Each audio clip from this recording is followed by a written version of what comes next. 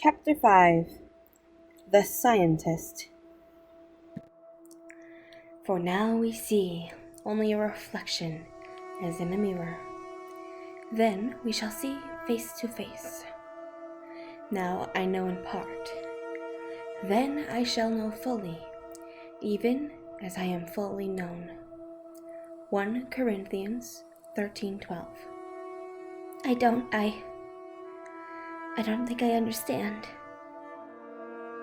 The two of them hadn't left the room of sacrament for what must have been hours.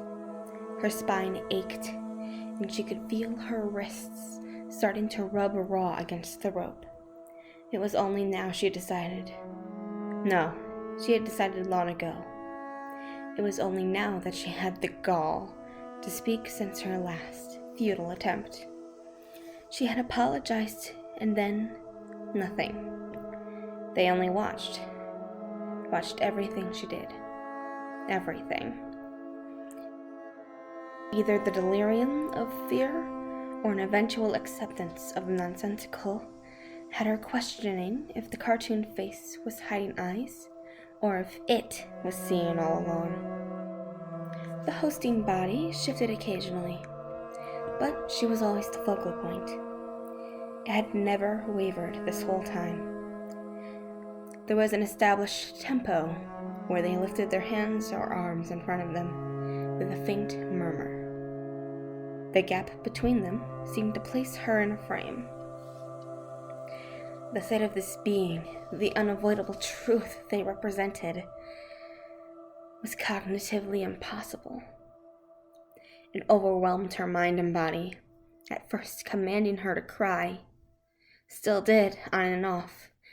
But eventually she dwelled into a sense of final bravery, that she was going to die here anyway. May as well die without so many questions. Vulnerability. She had never felt so defenseless, out of control by stating a fact. She did not understand, and could not without the help of the very thing that plagued her, and clearly skinned the comfort she had in her reality. Calling upon the face of insanity was her only option. After that, a heavy, unnatural silence swarmed the air, muting her will to try again.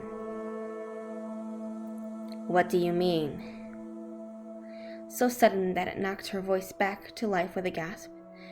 It was a subdued, icy sound they made, gentle by nature, and yet with no intent of kindness nor comfort. Even for someone dwelling in her misery. As quiet as things were, its whisper sliced to the soul. I mean, what did she mean? They tilted their neck. The calm amidst the flurry of horror had allowed opportunity to ponder her situation for the first time since the floorboards fell beneath her. The thing. They were covered in something, the same something that seemed to ooze over her clothes and make rivers in the cracks of the decaying wood underneath her feet. They shined like a lake under an unclouded moon, even though the quivering candlelight was so dim. The teeth of their mask were jaggedly punched out, but what was behind it was unrecognizable. They leaned in with either agitation or curiosity at her pauses. Probably both. The candle most between she and them suddenly flickered more brightly and curved away from this being, but just as quickly dimmed once more. Then again, bloomed, bent halfway, and withered back to almost nothing.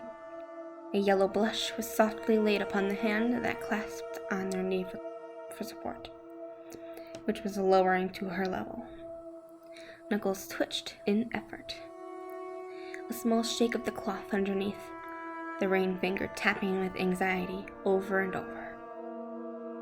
Tension trailed their arm up to their shoulders, which lifted and dropped delicately, hardly brushing an aura of dust that sprinkled the air. A highlight struck through the mask's crude window and exposed a parting of lips. Bloom, bend, wither. Bloom, bend, wither. She Oh God, they were alive. Her own life was struck like a match, enveloped with vigor.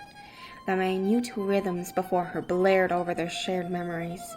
Her instincts ignored who this someone was. They're a person. A person. Whatever she intended to ask was gone forever.